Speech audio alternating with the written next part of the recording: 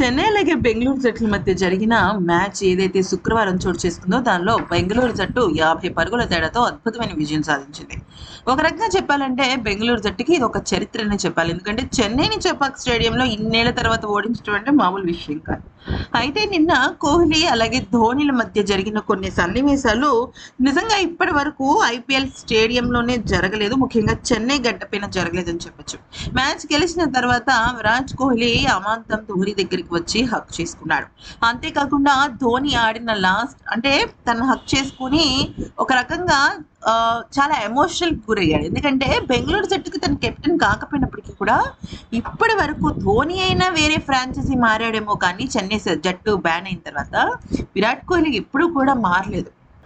అయితే విరాట్ కోహ్లీ మాత్రం first day of IPL నుంచి తను ఆల్మోస్ట్ బెంగళూరుతోనే ఉన్నాడు. అయితే నిన్న మ్యాచ్ అయిన తర్వాత విరాట్ కోహ్లీ ధోని దగ్గరికి వచ్చి తన క్యాప్ తీసి టేక్ ఏ బో ఇచ్చాడు. ఎందుకనంటే అంత ఏజ్లో తన షాట్స్ కానీ తన వికెట్ కీపింగ్ కానీ మామూలు విషయం కాదు. అంతేకాకుండా ఆ తర్వాత దగ్గరికి వచ్చి హక్ చేసుకుని ఇక చాలా ఎమోషనల్గా గురయ్యాడు. ఇదంతా కూడా చూస్తున్న అక్కడున్న అనుష్క శర్మ కూడా హ్యాపీగా ఫీల్ అయింది. ఇక మ్యాచ్ గెలిచిన వెంటనే మేము 2 మ్యాచ్లు గెలిచాము అంటూ విరాట్ కోహ్లీ స్పందించిన తీరు అందరినీ ఆకట్టుకుంది. ముఖ్యంగా ధోని ఫస్ట్ నుంచి విరాట్ కోహ్లీని ఒక స్మాల్ బ్రదర్ లాగే ట్రీట్ చేస్తాడు.